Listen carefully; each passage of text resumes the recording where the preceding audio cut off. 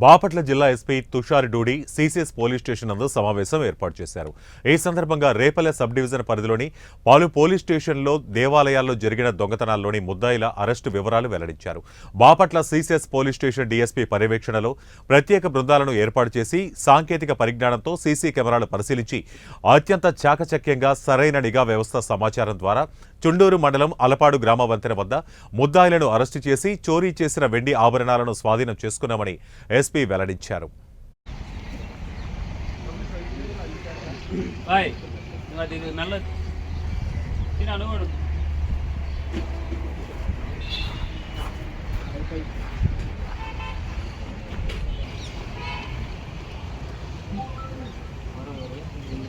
అబ్బాయి ఆ టీవీ తిండి